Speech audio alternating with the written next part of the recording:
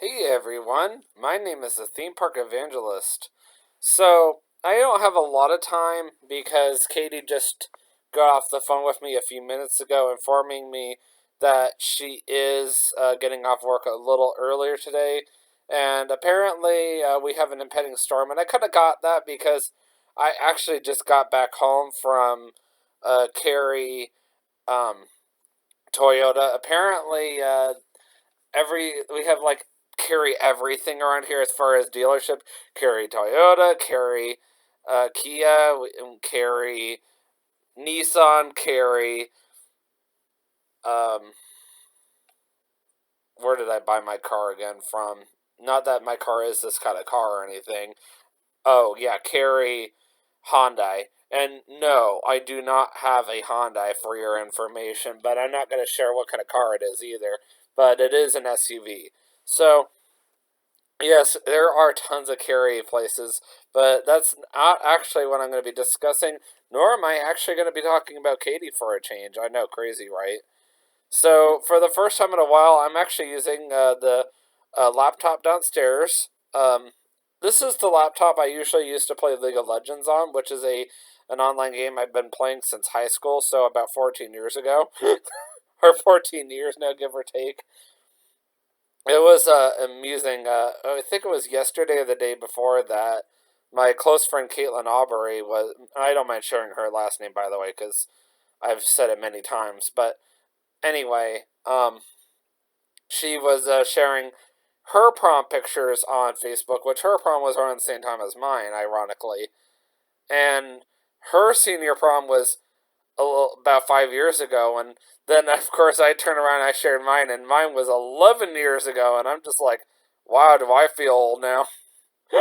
And of course I'm not even old. That's what's funny. My parents like to joke around and say, David, you're old. It's like, just because I'm 30 means I'm old? Like, come on, man, really? If this as an eighth says anything, Caitlin's prom was literally within 2 months of me moving up here to Kentucky. I was 25 years old when I first moved here to Kentucky. If that says anything. 25, 26, give or take. So, yeah, it's crazy. Here I am 30. I turned 31 November. But, it is what it is. I cannot believe how much time has gone.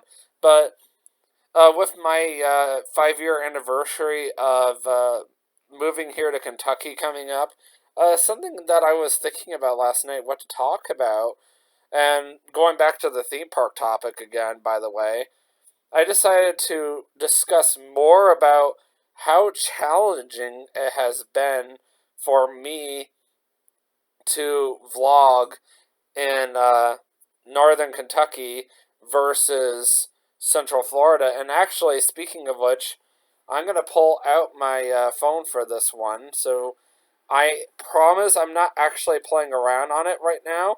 I am actually doing something for you guys right now. So going over to my community page, I only had one vote so far. One. And I posted this like 16 hours ago. So my next poll states, vote yes or no if you think I get tired of going to Kings Island after a minimum of 5 visits in one season / year, and one person so far has voted no. And I'm waiting to see if anybody else will vote. I always give my polls about 24 hours before I go ahead and create another post. So, anyhow, the answer to that poll is actually yes. And I'm going to actually be going more into that poll in this YouTube video in the short amount of time I have before Katie calls me and I need to focus on her because once my brother gets back with my car, which I did him a favor today because that's actually why I was over at Cary Toyota. I was getting him his oil change because he's not even off until Friday. And for those of you who do not know, I'm in the process of transitioning from Answers in Genesis to CVG Airport, my local airport, at the Chick-fil-A Terminal B, which is over by Delta Airlines, by the way. So I will be located in the same food court as Wendy's, Skyline Chili, and a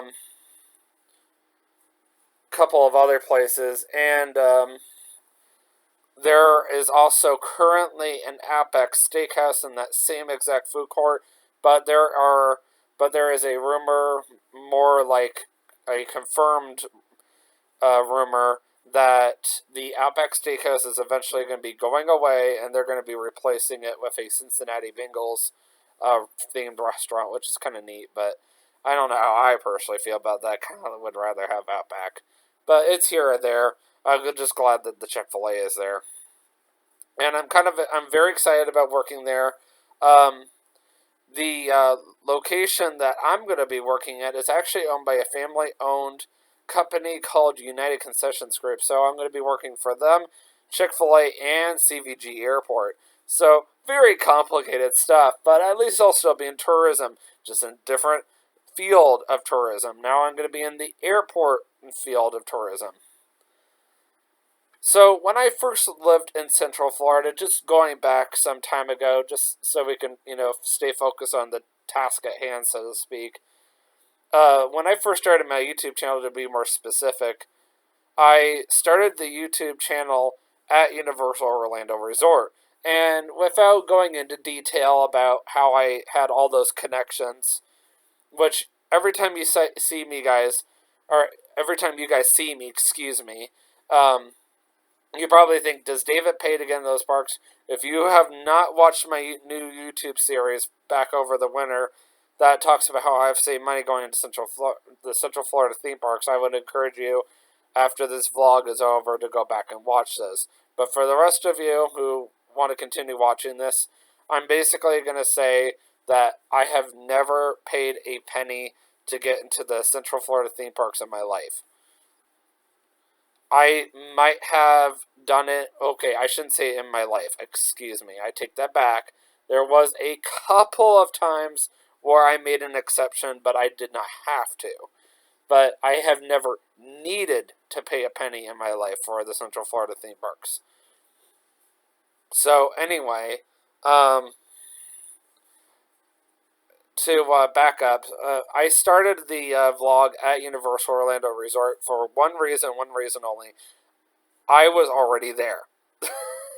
It was convenient, right? I'm just like, you're already there, you might as well, right? I mean, come on. And how was I able to get in back then? I had an annual pass, for those of you who do not know. I had actually started becoming a pass holder back at the beginning of the year. So before that, I have a relative who works for Universal Orlando, excuse me, as a manager, and that's as much as I'm going to say about that. And he's been very kind and gracious to get me and my friends into Universal anytime we want. And I decided, you know what? I have some money, so before I had all those bills come on, like, yes, I had a car payment, I had a car insurance, but really, that was it. I didn't have rent. So I had some extra money, and I was like, you know what? I looked at my budget, which, by the way, I wasn't the greatest budget planner back then. I was like, I could afford this, so I went ahead and I bought the pass. And if I remember correctly, I went ahead and I did the payment plan. Most Universal or Disney and whatever passes do come with some kind of payment plan. I know Kings Island does. And I went ahead and I signed up for it, and I made good use out of it, because honestly, with how many times I went to Universal over the years, especially just in one year, I probably saved myself $500 just on parking alone. Like, how crazy is that, right? But it's like, I wasn't just going to Universal. Like, if my YouTube channel was just Universal based, my YouTube channel would be so boring, nobody would watch it. But I was also going to Disney, which, of course, you guys know that I have family that can get me in there as well. It's not like I was getting myself in because of some annual pass. And then you guys know I was also going to Legoland as well because I have a friend who works there. And back in the day when I was first going there, I didn't necessarily have to ask that friend because I had a brother who also worked for Legoland as well. And more so in the past 4 years since I moved here, TJ has had either a family member who has had the SeaWorld and Busch Gardens annual pass, and then more so, even more recently, I know I'm kind of getting myself tongue-tied here, TJ has also gone ahead and gotten himself the SeaWorld and Busch Gardens annual pass. It's just like, oh my. And living in Central Florida, you want an annual pass. Trust me, you really do. And the nice thing about living in Central Florida is, and I'm just saying this for like TJ King and Vanita specifically, the people I usually hang around the most when I'm down there, in the sense that, like, let's say for TJ, who works for Disney World right now, TJ has free access to all 4 Disney parks anytime he wants. He has free access to the 2 water parks, and then, of course, obviously, Disney Springs is free for everyone, everybody, anyways. On top of that, TJ also has all those amazing Disney discounts, which are only for him, and that includes merchandise and food and beverage on select places. I'm not going to go into all that because that is up to the Disney cast member to share all that information. And TJ has also been sharing with me some Disney insider information. Like right now, there's this rumor that Cars Land is coming to Disney World, which I really hope that happens. Just like Zootopia Land coming to Animal Kingdom, I really hope that happens as well. But we'll see what happens.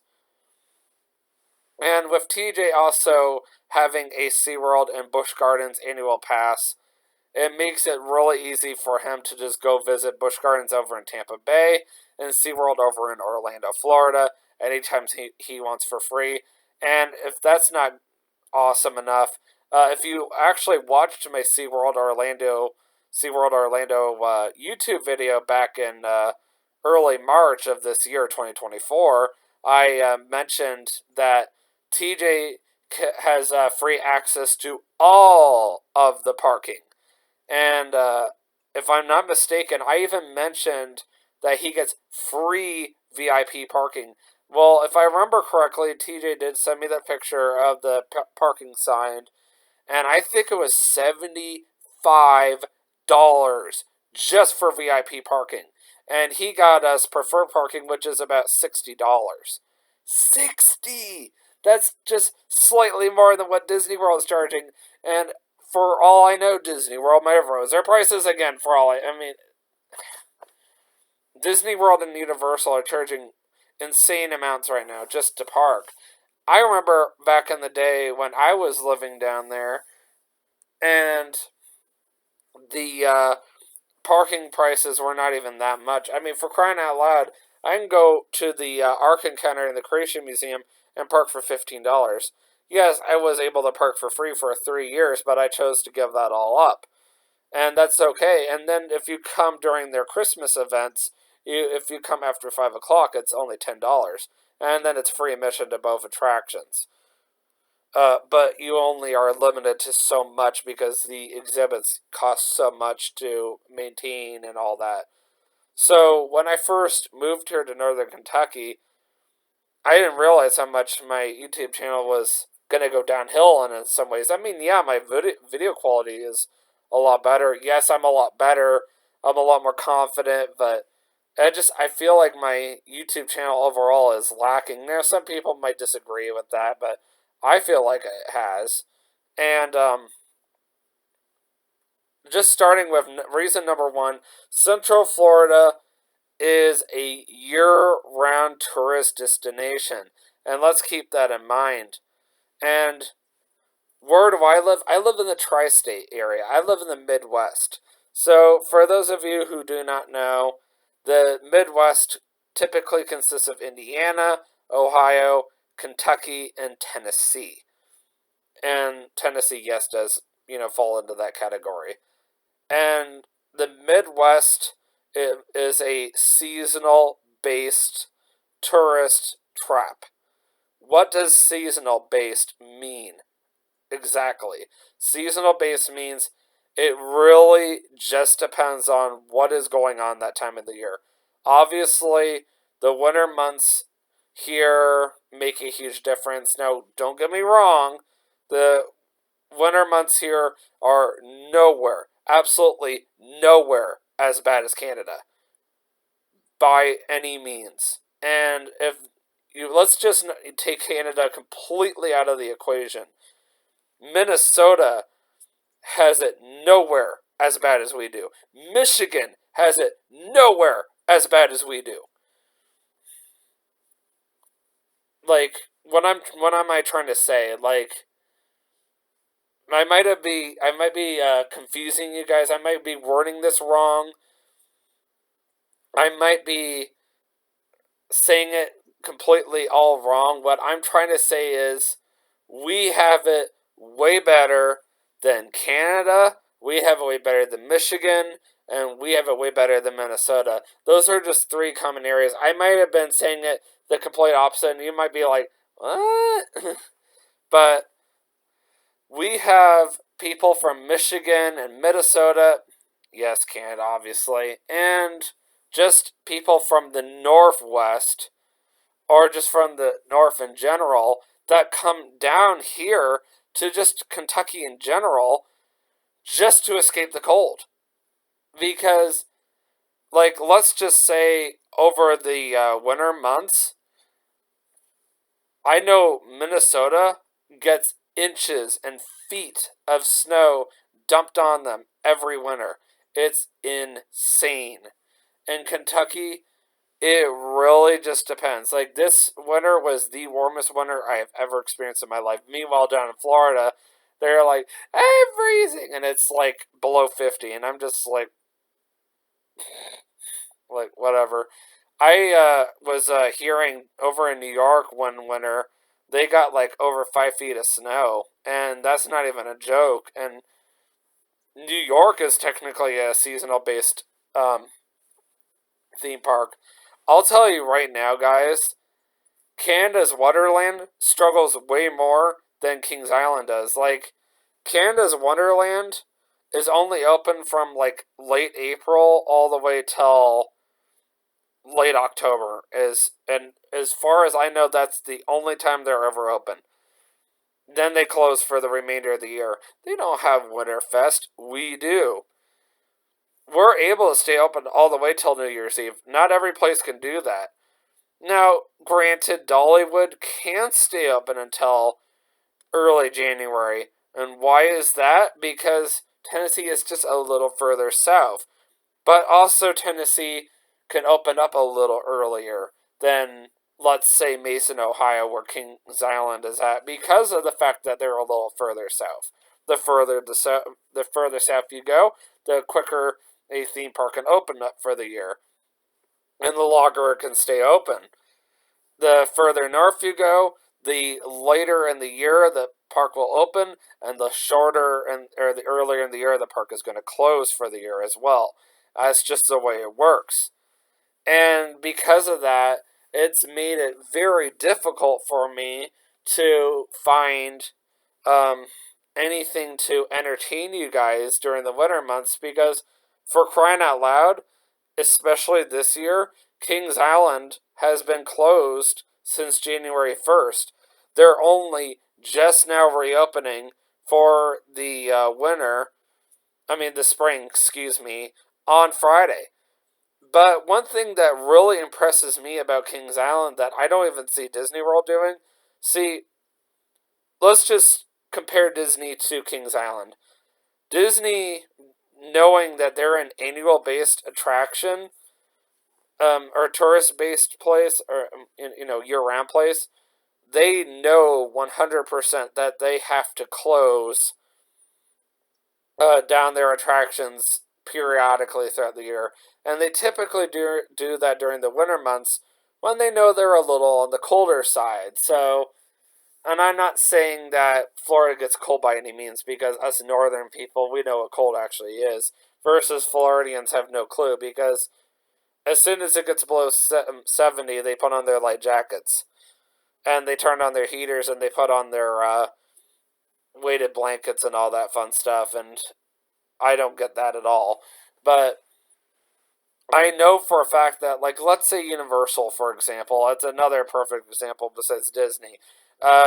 They also, like Disney, closed down some of their rides during the winter months. So I know when Splash Mountain Splash Mountain was open, they would close that down during the winter months for an extended period of time, and then reopen it when it got warm again. Universal does the same exact thing with Popeye's Bluto's Barges and um, the other ride, the Ripsaw Falls, because they know not as many people are going to be interested in riding a water ride when it's below 70 degrees.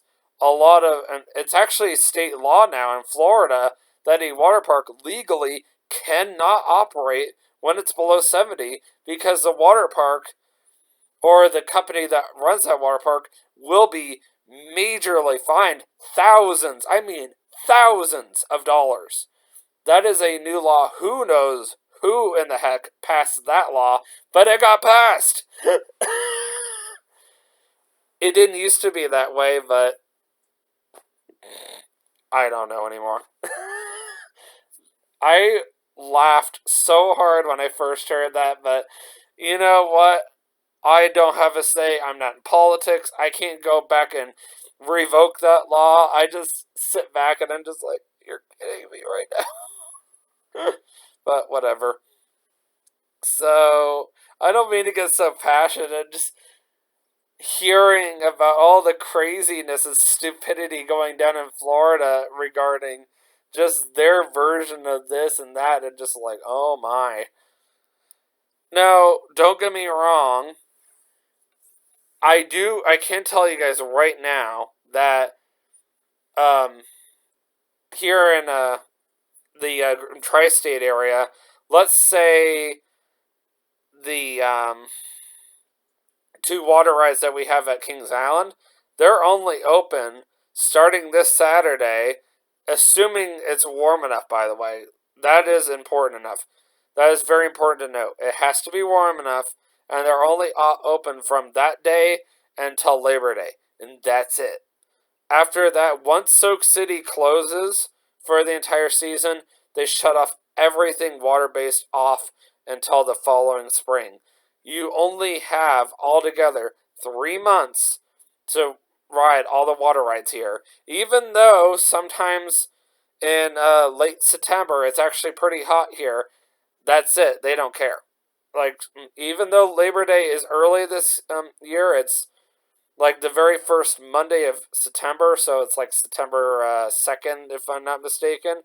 They're like, nope, not our problem, because they go by that season. So, like, my parents' community pool over here is only open from Memorial Day weekend until Labor Day weekend. After that, they close it down until the following Memorial Day weekend. And that's the only time it's open.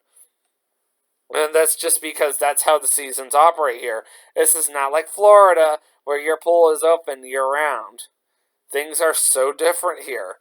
And I would not be surprised if I found other places like that either. So those are some perfect examples of, just how things are different here versus down in Florida. And I mean, you'll notice with my YouTube channel that there are certain times of the year when my YouTube channel is like super exciting. And I'll tell you right now that you're going to get the most out of my YouTube channel between the months of May through December. 7 months out of 7 months out of the year, my YouTube channel is really, really interesting.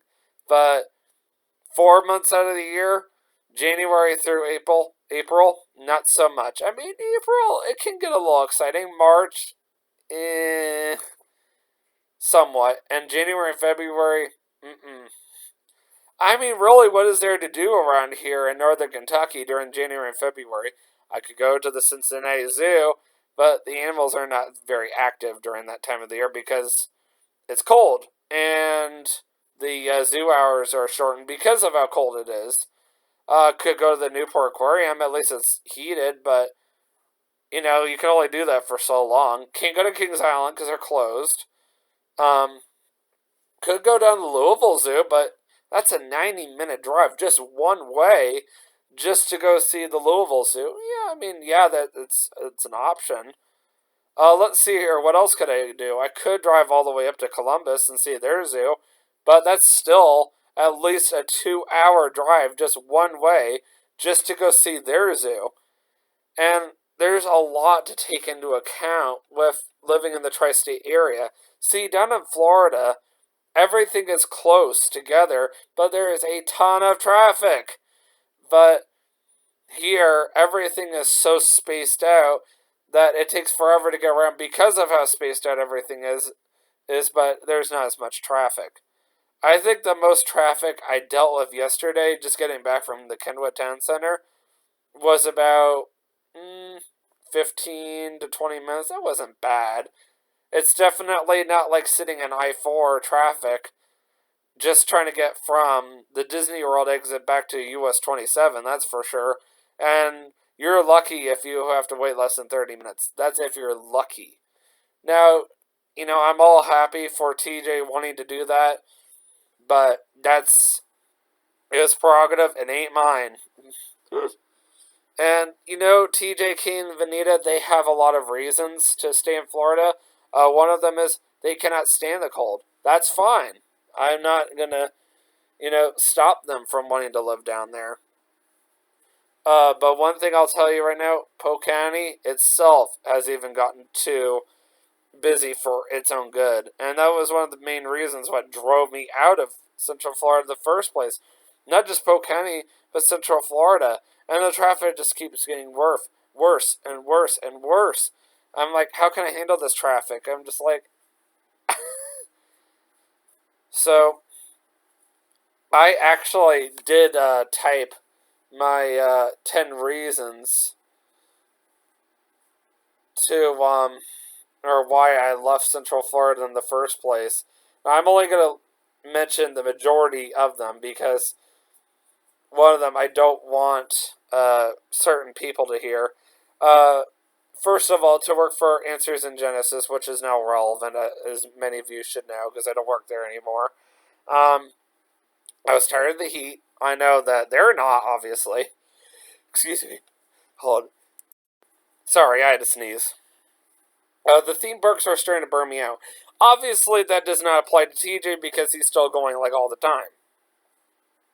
The traffic is extremely bad. I already mentioned that. I was tired of the familiarity. And this is really true with working at Publix.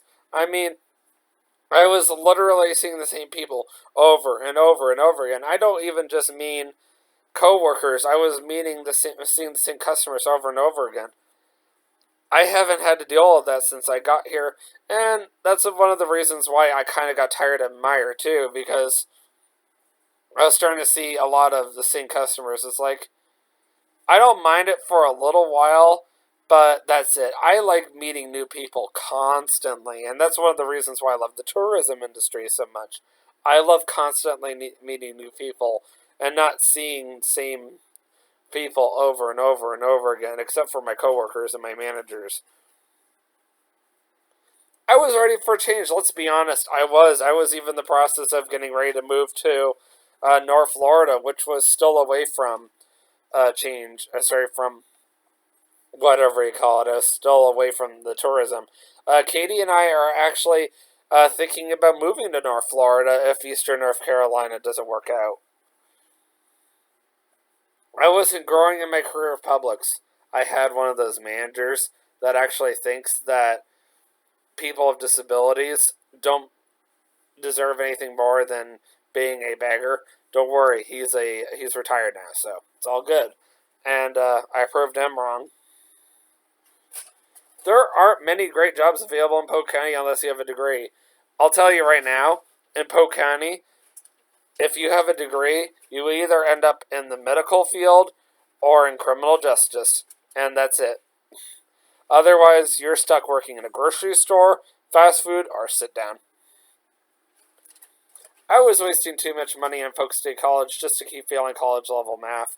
They basically told me just before I moved up here that I only needed to finish up college level math, which I needed to finish up topics in math and explorations in math. And then I had to take Spanish 1 and 2. So I completed Spanish 1, but I could not complete Spanish 2 because I moved. So anyway, yeah, there's always pros and cons about moving away. I mean, don't get me wrong, there's a lot of things I miss about being down there. And I'm just going to quickly go over some of them. For one thing, I miss going to Manny's. Let's be honest. Manny's is one of my favorite places in the world to eat at. For another thing, obviously, I can't vlog with TJK and Vanita more than once a year. And for some of you guys, that sucks. But for me, it's kind of nice because it gives me time to vlog by myself and vlog with Katie. And I actually did a poll a while ago, and I had quite a bit of people vote for really enjoying my David and Katie vlogs. And that was like, wow, that's awesome. I love that. Katie is, very nice to have. And my YouTube channel, I mean, she's made a great benefit. Sure, she's a little bit on the quieter side on YouTube, but trust me, she's a talker, just like I am. Don't let her quietness deceive you. I would also say that I really miss vlogging at Disney and Universal and all that other fun stuff more often. But at the same time, I'm also happy because I'm not getting burnt out by that stuff either. And speaking of which, to answer that poll from earlier, do I get tired of vlogging at Kings Island more than 5 times?